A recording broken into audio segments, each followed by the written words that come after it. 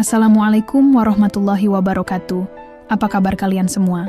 Semoga kalian dalam keadaan sehat, dilancarkan rezekinya, dan dimudahkan segala urusannya, dan penuh dengan kebahagiaan.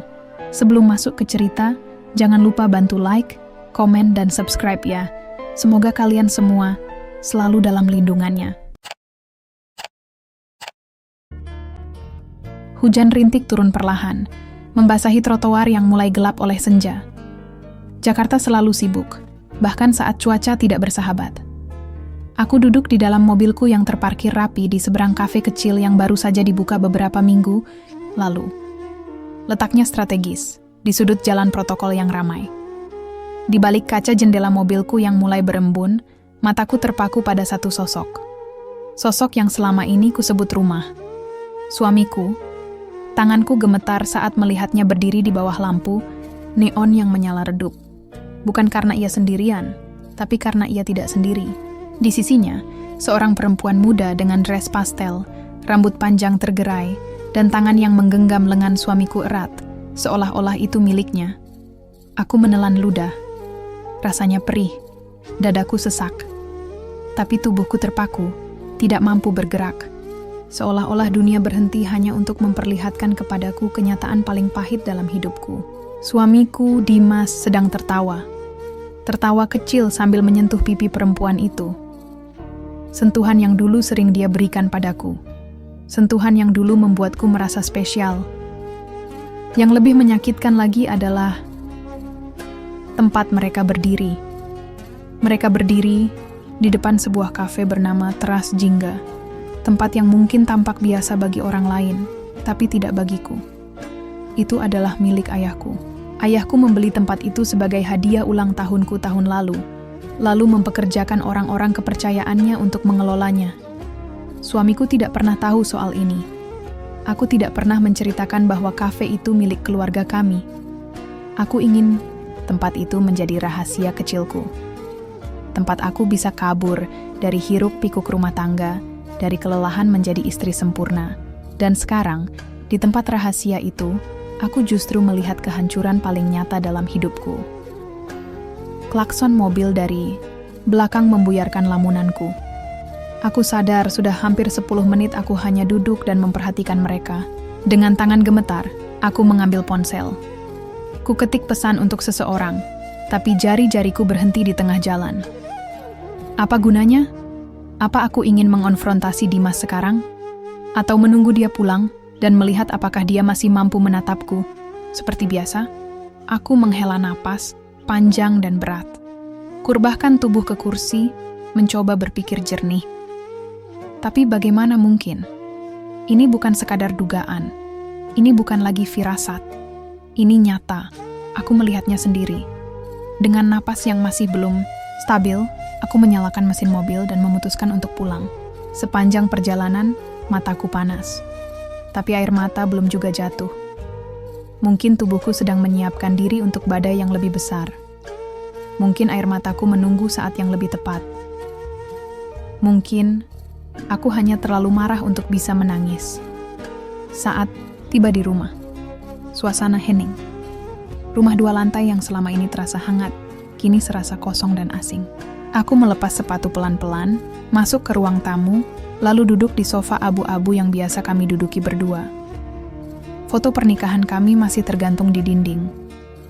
Senyumku dalam foto itu terasa seperti ejekan sekarang. Beberapa jam kemudian, pintu terbuka. Dimas masuk dengan langkah ringan, membawa kantong plastik berisi roti dan 2 cup kopi.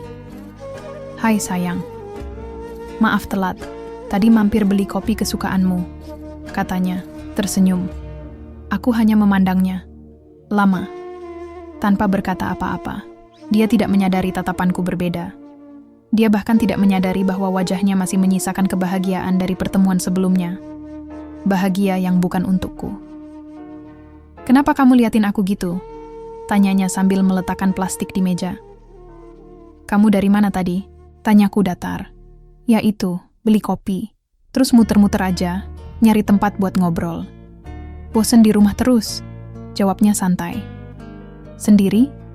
tanyaku lagi, lebih tajam. Dia tertawa kecil, mencoba meredakan ketegangan yang sebenarnya belum dia sadari. Iyalah, sama siapa lagi? Aku menarik napas dalam-dalam. Aku lihat kamu. Ekspresinya berubah.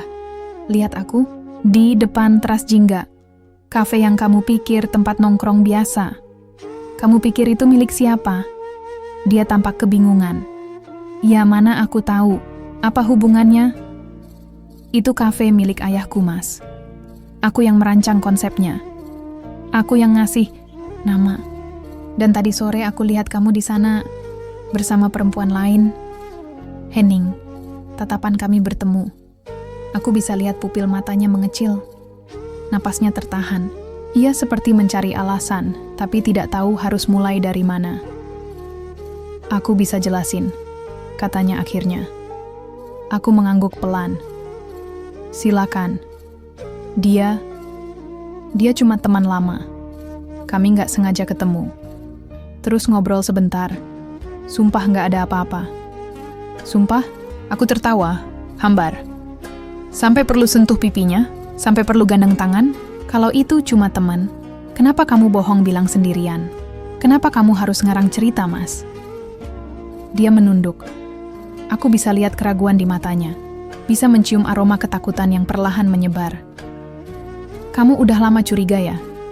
Bisiknya. Curiga? Aku udah lama percaya, Mas. Sampai hari ini, dia duduk. Wajahnya pucat. Tangan kirinya gemetar saat mencoba menggenggam tanganku.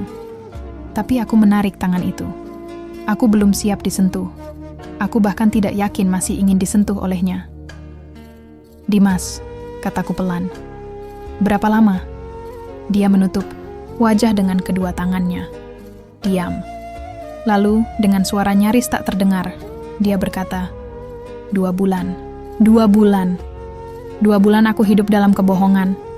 2 bulan dia mengkhianatiku tanpa rasa bersalah. 2 bulan dia bisa pulang ke rumah dan masih mencium keningku, seolah-olah semuanya baik-baik saja.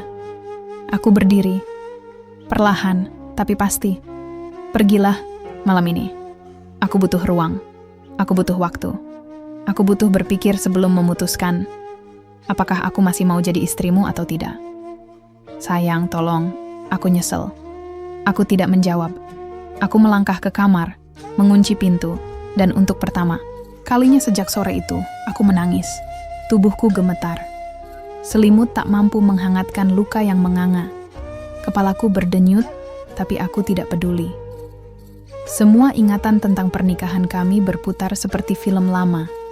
Mulai dari pertama kali dia melamarku di bawah lampu taman, sampai janji-janji yang dia ucapkan saat ijab kabul.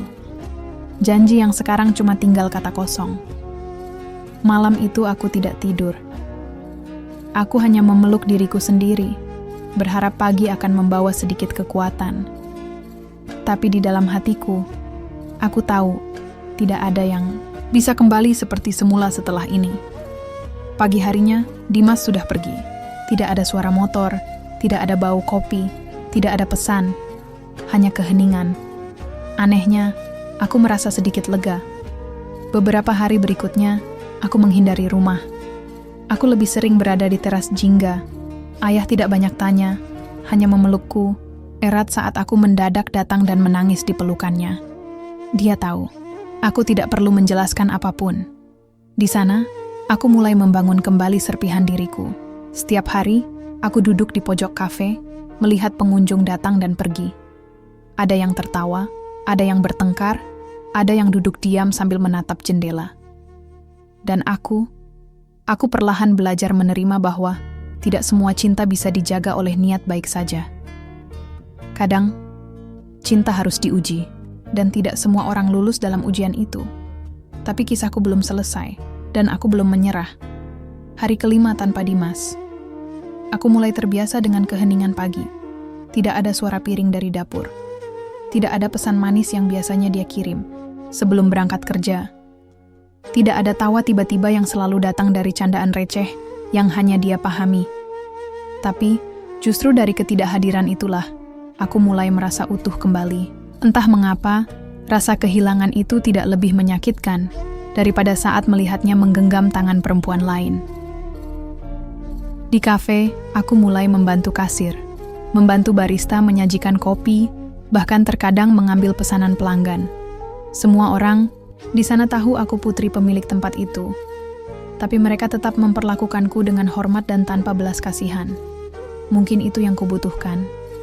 Tidak ada tatapan kasihan, tidak ada kalimat penghiburan basi, hanya kepercayaan bahwa aku kuat dan bisa berdiri sendiri.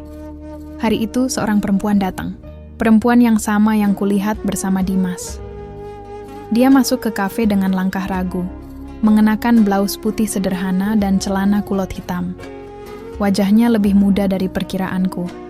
Mungkin 5 atau 6 tahun lebih muda dariku. Dia menatap sekeliling, lalu langsung berjalan ke arahku. Aku yang saat itu berada di belakang meja kasir, bisa merasakan jantungku berdetak lebih cepat. Tapi aku tetap tenang. "Kak," suaranya pelan. "Aku boleh bicara sebentar?" Aku tidak menjawab, hanya menatapnya. Matanya berkaca-kaca, tangannya menggenggam tas kecil yang dibawanya. Aku menunjuk satu kursi di pojok ruangan. Dia mengangguk dan berjalan ke sana. Aku menyusul beberapa menit kemudian, setelah memastikan tidak ada antrean. "Namaku Nessa," katanya saat aku duduk. "Aku, yang kakak lihat waktu itu, bersama Mas Dimas." Aku mengangguk pelan. "Diam. Aku mau minta maaf," katanya menunduk. "Aku nggak tahu kalau Mas Dimas sudah menikah." Dia bilang dia single. Dia bilang dia baru putus dari tunangannya dan butuh teman bicara. Kami kenal lewat aplikasi. Kepalaku terasa ringan seketika. Aplikasi? Dimas mengunduh aplikasi. "Kencan? Aku percaya dia," lanjutnya. "Dia baik, perhatian. Kami jalan 2 bulan. Aku sempat curiga, karena dia jarang banget balas pesan kalau malam. Tapi dia bilang kerjaannya padat. Aku, bodoh kak. Aku jatuh hati sama dia." Air mata mengalir di pipinya. Tapi anehnya, aku tidak merasa marah padanya. Entah kenapa, aku justru merasa lebih tenang. Perempuan ini juga korban. Sama sepertiku. "Kamu datang ke sini kenapa?" tanyaku akhirnya. Setelah kejadian di depan kafe ini, Mas Dimas langsung ngaku. Dia cerita semuanya. Tentang kakak, tentang pernikahannya. Aku syok. Aku langsung putuskan semua. Aku nggak mau jadi orang ketiga, Kak. Aku minta maaf karena sudah melukai hati kakak, meskipun aku nggak tahu saat itu. Aku menatap wajahnya yang penuh penyesalan. Perempuan muda dengan hati yang masih bersih. Dia tidak membela diri, tidak membenarkan apa yang dia dan Dimas lakukan. Dia hanya ingin menebus salahnya. "Terima kasih udah jujur," kataku akhirnya. "Aku harap kamu nggak menyalahkan dirimu terus-terusan. Kamu sudah cukup dihukum dengan rasa bersalahmu." Dia menangis pelan. Aku biarkan. Kadang, orang hanya butuh didengarkan untuk bisa melepaskan luka mereka. Setelah pertemuan itu, aku kembali ke rumah. Kafe mulai sepi menjelang sore. Angin dingin masuk dari celah jendela yang lupa kututup. Di ruang tamu, aku melihat sesuatu di atas meja. Amplop putih dengan tulisan tanganku sendiri.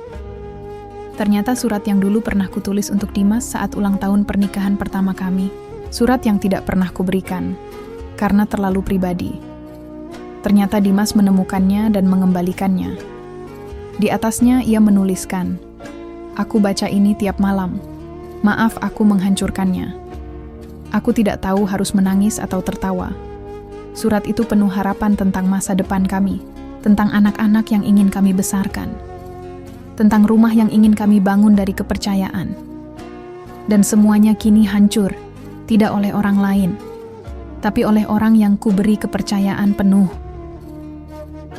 Malam itu aku menulis, bukan surat, tapi catatan panjang tentang luka dan cinta, tentang bagaimana kepercayaan bisa retak tanpa suara, dan bagaimana air mata kadang justru membersihkan hati yang terlalu lama dibiarkan kotor.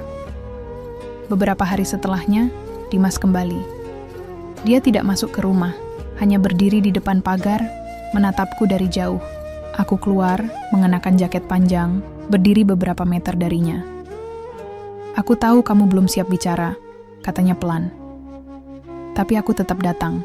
Setiap sore aku kesini, meski kamu nggak keluar. Hari ini kamu keluar, dan aku bersyukur. Aku diam. Aku nggak minta dimaafkan sekarang. Tapi aku ingin kamu tahu, aku nggak lagi ketemu perempuan itu. Aku putuskan semua. Aku coba ke psikolog. Aku tahu aku punya masalah dengan diriku sendiri, dan aku biarkan itu menyakiti kamu. Kenapa, Mas? Suaraku akhirnya keluar. Kenapa kamu bisa tega? Apa aku kurang? Dia menggeleng cepat. Kamu nggak kurang, kamu sempurna. Justru karena kamu terlalu sempurna, aku merasa kecil. Aku merasa kamu nggak butuh aku. Aku merasa kamu terlalu mandiri, terlalu tahu apa yang kamu mau, dan aku merasa gagal sebagai laki-laki. Jadi kamu selingkuh karena kamu merasa kecil? Dia menunduk. Aku tahu itu alasan bodoh. Aku mengangguk. Iya, bodoh sekali. Dia mengangkat kepala. Matanya berkaca-kaca. Tapi itu bukan berarti aku nggak cinta kamu. Aku masih cinta kamu, dan aku rela melakukan apapun untuk bisa kamu percaya lagi. Aku menarik napas. Kepercayaan, Mas. Itu kayak cermin. Sekali pecah bisa ditempel, tapi nggak akan pernah utuh lagi. Dia mengangguk. Aku tahu. Tapi izinkan aku mencoba. Aku menatap matanya. Dalam. Lama. Aku belum tahu apa jawabanku. Tapi untuk pertama kalinya, aku tahu ini bukan tentang dia. Ini tentang aku. Tentang bagaimana aku ingin memilih diriku sendiri kali ini. Beberapa hari setelah pertemuan singkat itu, aku memutuskan untuk menginap di rumah ayah. Rumah masa kecilku yang selama ini hanya sesekali kukunjungi. Ayah menyambutku tanpa banyak tanya. Dia tahu aku datang bukan untuk menjelaskan, tapi untuk mencari tenang. Di rumah itu, semuanya terasa asing sekaligus akrab. Aroma kayu jati dari rak buku lama, suara jam dinding yang masih berdetak sama seperti belasan tahun lalu, dan kursi ayun di teras yang dulu selalu dipakai ibu duduk saat sore. Di sana, aku duduk sendiri, menggenggam secangkir teh hangat buatan Mbak Rini, pembantu lama kami yang setia. Ayah duduk di sampingku.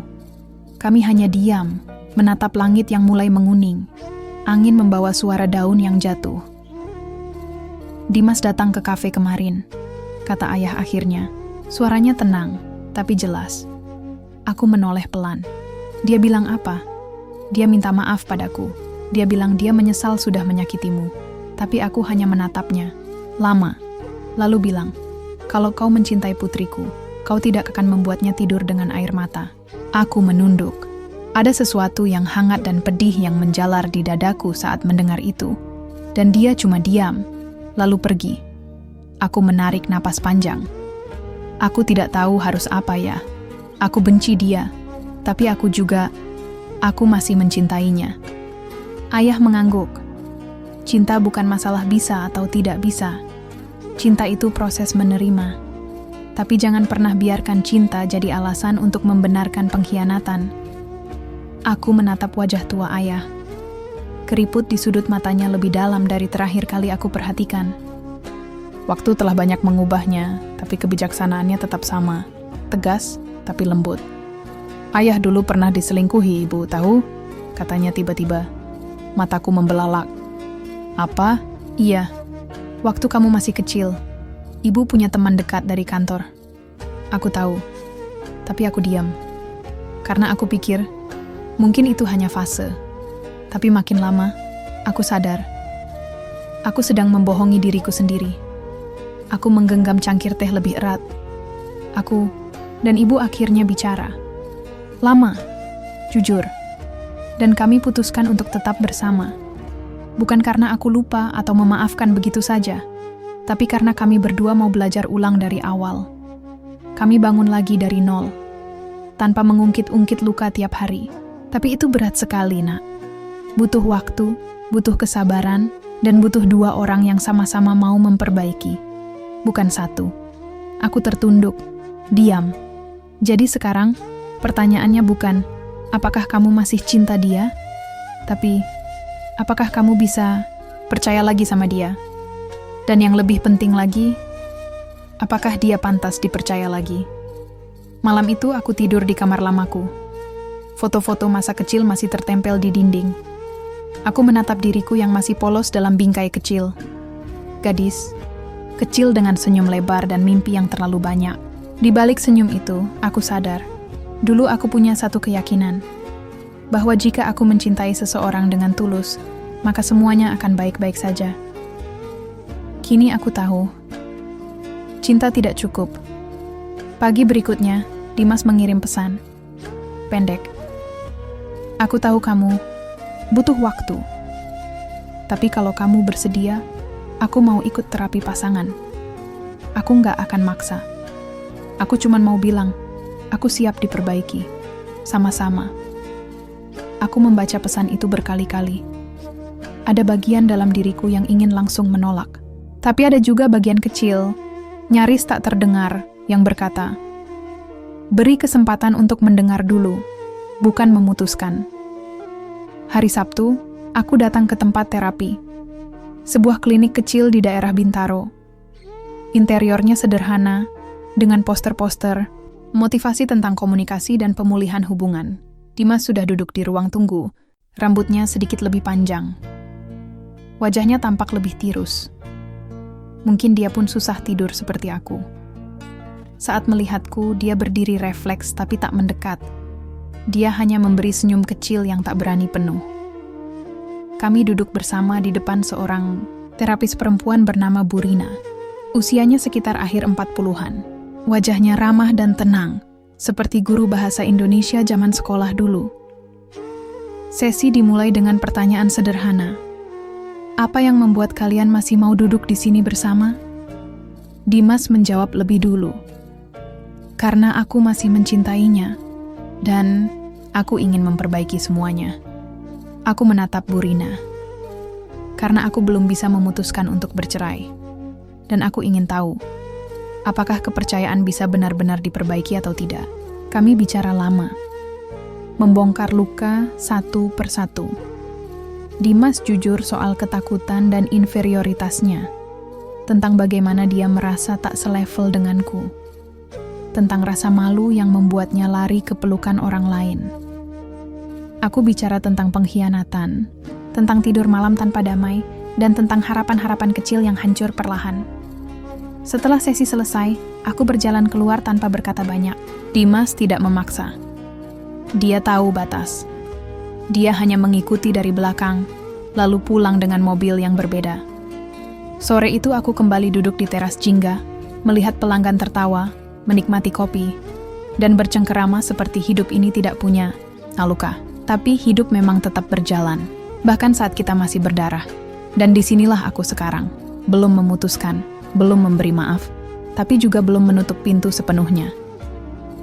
Mungkin ini bukan tentang bertahan atau meninggalkan, tapi tentang membiarkan waktu bicara, memberi ruang untuk jujur pada diri sendiri. Karena kadang, yang paling sulit dalam pernikahan bukan memaafkan pasangan, tapi memaafkan diri sendiri karena pernah membiarkan dirimu disakiti begitu dalam. Dan aku belum sampai ke sana, belum rotat minggu ketiga sejak aku meninggalkan rumah itu. Aku mulai terbiasa dengan hari-hari tanpa Dimas. Bahkan, aku mulai bisa tersenyum kembali tanpa rasa bersalah. Aku membaca lagi buku-buku lama yang dulu ku sesali tak pernah sempat ku selesaikan. Aku menulis puisi di balik struk belanja, di kertas-kertas kecil, di halaman terakhir buku resep ibu. Menulis menjadi caraku membebaskan diri dari luka yang tak bisa kuucapkan. Dan yang paling mengejutkan, aku mulai merasa tidak sendiri. Entah bagaimana, kafe ayah menjadi tempat yang penuh pelukan tak kasat mata. Banyak pelanggan yang datang dan tanpa sadar menumpahkan kisah mereka padaku. Ada ibu rumah tangga yang ditinggal suaminya demi sekretaris muda. Ada pria paruh baya yang masih mencintai istrinya, meski mereka pisah rumah. Ada mahasiswa yang baru putus dan menangis sambil menyeruput latte. Ternyata, luka tak memilih usia atau status. Dan dari mereka, aku belajar satu hal penting. Semua orang sedang mencoba bertahan, dengan caranya masing-masing. Satu malam, aku dan ayah duduk di dapur. Lampu remang, secangkir teh manis di depan kami. Ayah menatapku lama, lalu berkata, "Kalau kamu memutuskan berpisah, ayah tidak akan melarang. Tapi kamu harus tahu, Itu bukan tanda kamu gagal. Itu tanda kamu memilih dirimu sendiri. Aku menatap ke dalam cangkir.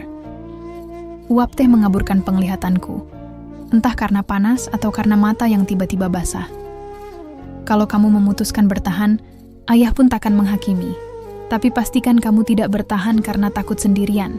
Tapi karena kamu sungguh-sungguh percaya, dia berubah. Aku mengangguk, pelan. Tapi hatiku masih ragu. Karena cinta memang tidak pernah sesederhana ya atau tidak. Hari berikutnya, Dimas mengirim pesan. Terima kasih sudah datang ke terapi. Aku nggak akan tanya apa-apa. Aku cuma ingin kamu tahu, aku masih di sini. Kalau suatu hari kamu butuh bicara, aku siap. Pesan itu kubaca tanpa membalas. Aku tidak tahu harus berkata apa. Tapi satu hal yang pasti, aku mulai tidak takut lagi melihat namanya muncul di layar. Tidak seperti dulu, yang membuat dadaku berdebar antara ingin melarikan diri dan ingin menangis sekaligus.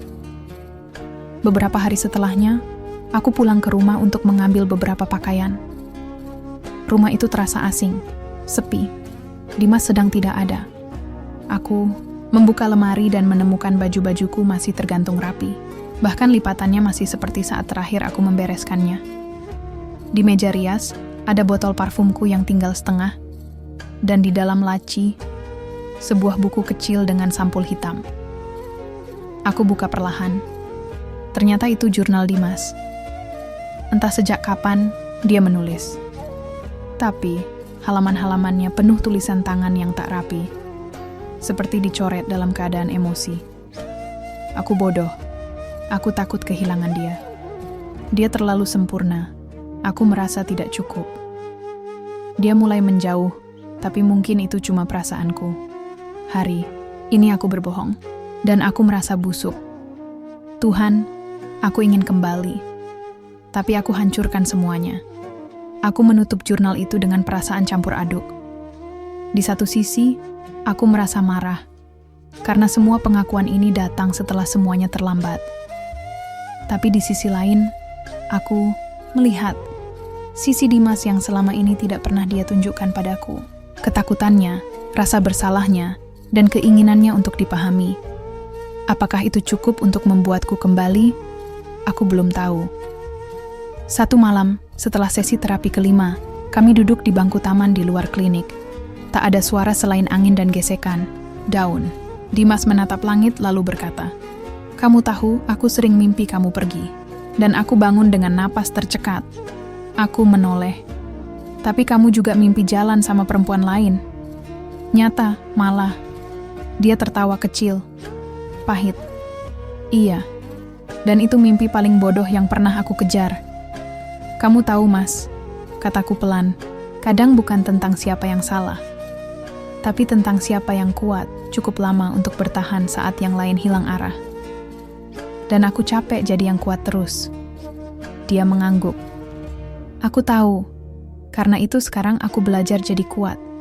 Biar kamu bisa istirahat." Kami diam. Lama. Tapi diam kali ini tak lagi terasa sesak. Ada ruang di antara kami. Ruang untuk menyembuhkan, bukan saling menyalahkan. Saat aku pulang malam itu, aku menatap diriku di cermin. Wajah yang sama, tapi matanya berbeda. Ada sesuatu yang lebih tegas, lebih dewasa. Luka telah mengukirku menjadi seseorang yang baru. Mungkin belum utuh, tapi tidak lagi patah seperti dulu. Beberapa minggu setelahnya, ayah mengajak bicara lagi. Tapi kali ini bukan tentang Dimas, tapi tentang kafe. Ayah sudah tua, dan kamu punya jiwa yang sama seperti ibumu. Penuh rasa, penuh cerita. Kafe ini butuh sentuhanmu. Aku terdiam. Maksud ayah ingin kamu kelola tempat ini. Bangun dengan caramu. Kalau kamu mau, ini akan jadi milikmu.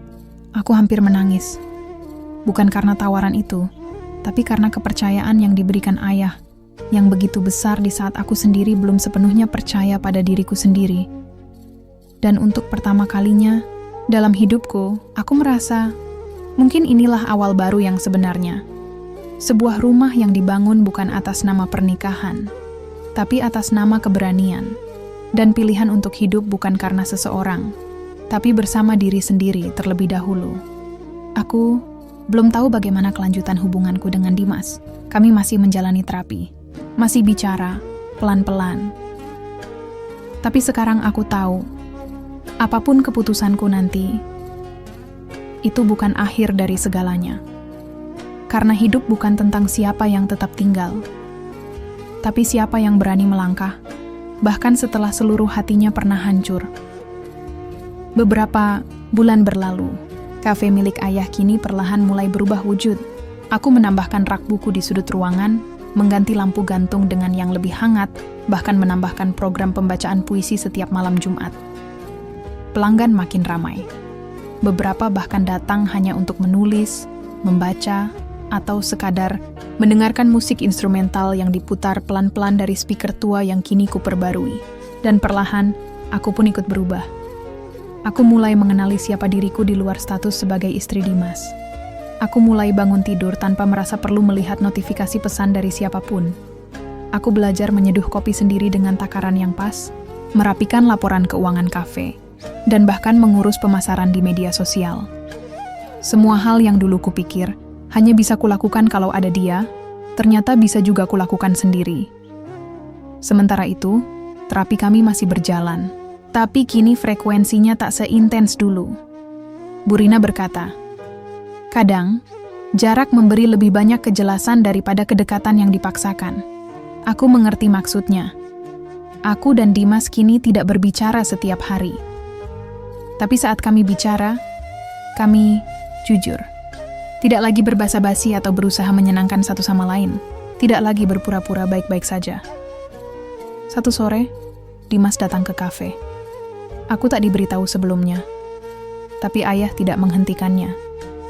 Mungkin karena beliau tahu. Sudah saatnya keputusan dibuat. Dimas duduk di pojok, meja kayu tua yang pernah menjadi tempat pertama kali aku melihat pengkhianatannya. Kini menjadi saksi bahwa dia datang bukan sebagai suami yang merasa punya hak, tapi sebagai laki-laki yang hanya ingin bicara. Aku menghampiri. Duduk tanpa berkata apa-apa. Dia tersenyum, kecil. Tempat ini berubah banget, tapi auranya masih kamu. Aku tidak membalas, hanya menatap cangkir yang ia pegang. Aku nggak akan bilang aku sudah berubah total, tapi aku belajar. Dan aku tahu, luka yang aku buat di hatimu nggak bisa sembuh dengan janji atau bunga. Aku tetap diam. Aku cuman ingin bilang, kalau kamu memilih pergi, aku ikhlas. Tapi kalau kamu ingin mulai dari nol, aku akan ikut. Tanpa menuntut, tanpa mengungkit. Aku tahu, kamu bukan perempuan yang bisa dibohongi 2 kali. Aku menarik napas. Aku nggak tahu apakah aku bisa mencintaimu lagi seperti dulu. Dimas mengangguk. Aku pun nggak mau kamu mencintai aku karena masa lalu. Kalau suatu hari kamu jatuh cinta lagi, biarlah itu dengan versi aku yang baru. Atau dengan seseorang lain yang lebih layak. Kalimat terakhirnya seperti pelan, tapi tepat menghantam bagian terdalam hatiku. Malam itu, setelah dia pulang, aku duduk lama di dapur. Menatap dinding, menatap diri sendiri, dan akhirnya menulis sebuah surat. Surat untuk diriku sendiri. Isi surat itu sederhana. Aku memaafkan diriku. Aku memaafkan diriku karena pernah percaya terlalu dalam. Aku memaafkan diriku karena pernah bertahan terlalu lama. Aku memaafkan diriku karena pernah berpikir, kebahagiaan orang lain lebih penting daripada kebahagiaanku sendiri. Dan sekarang, aku memilih. Bukan karena luka, tapi karena aku layak punya hidup yang damai. Beberapa hari setelahnya, aku menemui Dimas lagi. Kali ini bukan di kafe, tapi di taman, tempat kami dulu pernah menghabiskan sore di awal pernikahan. Sebelum semuanya jadi rumit, aku duduk di sampingnya. Dia menoleh, tidak bicara. "Mas," kataku pelan, "aku sudah memikirkan semuanya." Dia menahan napas. Aku belum tahu apakah aku masih mencintaimu atau hanya cinta pada kenangan tentangmu. Tapi yang aku tahu, aku ingin memulai hidupku dengan tenang. Dan untuk itu, aku perlu waktu. Tanpa kamu. Bukan karena aku membencimu, Tapi karena aku butuh mengenali diriku sendiri tanpa bayang-bayang, kita. Dimas menunduk. Aku tidak akan menutup kemungkinan apapun di masa depan. Tapi sekarang, aku memilih berjalan sendiri dulu. Dia mengangguk. Mata laki-laki itu berkaca. Tapi tak ada penolakan. Tak ada paksaan. Hanya keikhlasan. Dan aku menghargainya untuk itu. Kami berpisah di taman itu, tanpa tangisan, tanpa drama. Hanya dua orang dewasa yang sama-sama sadar bahwa cinta pun butuh jeda untuk tumbuh ulang. Atau mungkin, untuk benar-benar selesai. Setelah itu, aku pulang. Bukan ke rumah bersama kami dulu, tapi ke rumah masa kecilku. Tempat yang kini mulai terasa benar-benar sebagai milikku. Kamar lamaku kini menjadi ruang kerja sekaligus tempat menulis. Dan kafe ayah, secara resmi, kini sudah diubah kepemilikannya atas namaku. Hidupku tidak sempurna, tapi aku tenang. Dan kadang, itu lebih dari cukup. Musim berganti. Dedaunan yang dulu hijau kini menguning, lalu jatuh satu persatu, disapu angin sore, di halaman depan kafe. Aku duduk di bangku panjang, melihat pelanggan lalu lalang. Beberapa sudah mengenalku, memanggil namaku dengan akrab. Mereka tidak tahu seluruh ceritaku, tapi mereka tahu bahwa aku pernah patah dan kini sedang tumbuh. Tumbuh pelan-pelan, tak tergesa, tapi pasti, Dimas sudah tidak lagi menghubungiku.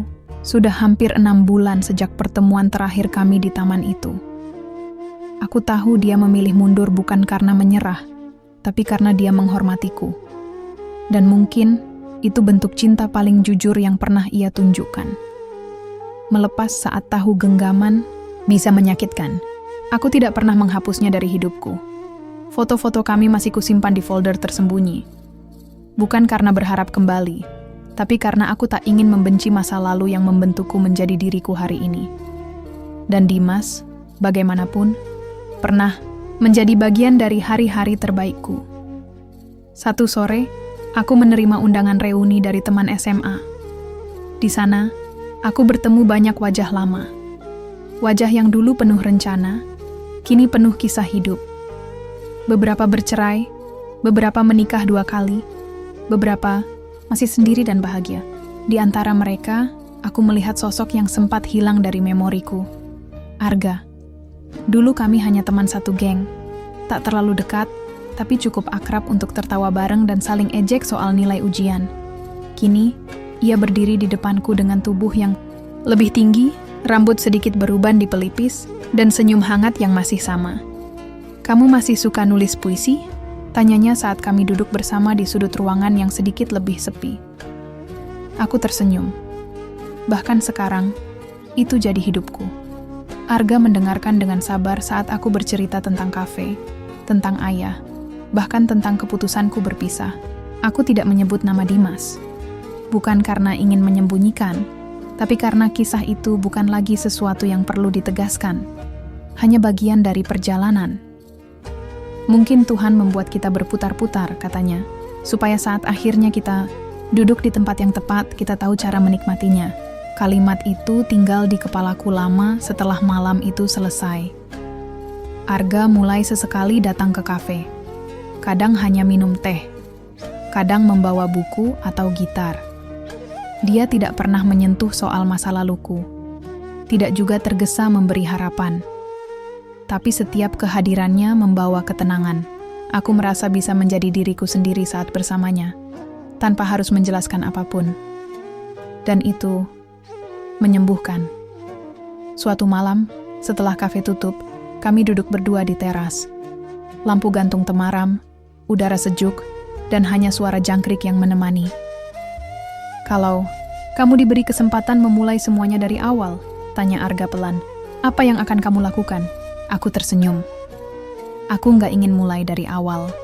Aku ingin mulai dari sekarang. Dengan semua luka, pelajaran, dan keberanian yang sudah aku punya. Dia mengangguk, lalu menatapku dengan mata yang jujur. "Kalau suatu hari kamu mau ditemani, aku di sini. Bukan untuk menyelamatkan, tapi untuk berjalan bareng." Tanganku tak menjawab, Tapi hatiku sudah memberi isyarat yang cukup jelas.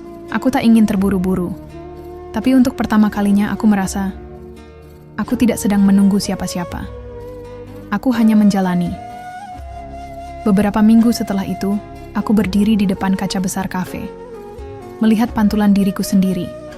Perempuan yang pernah dipatahkan, pernah merasa tak berharga, pernah menangis di balik pintu kamar. Kini berdiri tegak, dengan mata yang penuh cahaya. Aku memutuskan untuk menyudahi sesi terapiku. Burina berkata, "Terkadang orang datang untuk mencari jawaban, tapi kamu datang untuk menemukan dirimu sendiri. Dan kamu sudah berhasil." Aku pulang, menulis satu kalimat di jurnal baru yang kubeli di toko buku kecil. Aku memilih hidup yang tidak sempurna, tapi jujur, tanpa kebohongan, tanpa harus merendahkan diriku demi dicintai. Dan itu cukup. Beberapa bulan kemudian, kafe kecil kami mendapat penghargaan lokal sebagai salah satu tempat nongkrong terbaik di kota. Aku diundang ke acara penghargaan, berdiri di panggung kecil dengan lampu hangat, menerima plakat kayu sederhana. Tapi malam itu, aku tidak merasa sederhana. Aku merasa utuh. Seutuh-utuhnya. Di antara para tamu, aku melihat Arga berdiri dan tersenyum. Dia tidak bertepuk tangan paling keras, tapi matanya berbicara. "Kamu berhasil. Bukan karena aku, tapi karena kamu memilih bangkit sendiri." Dan dari tempatku berdiri, aku tahu, kisahku belum selesai. Tapi kali ini, aku tidak takut menghadapi halaman berikutnya. Karena cinta yang sesungguhnya adalah saat kita berani mencintai diri sendiri dulu. Baru, kemudian, membagi cinta itu pada orang yang tidak datang untuk mengisi kekosongan, tapi untuk menemani perjalanan.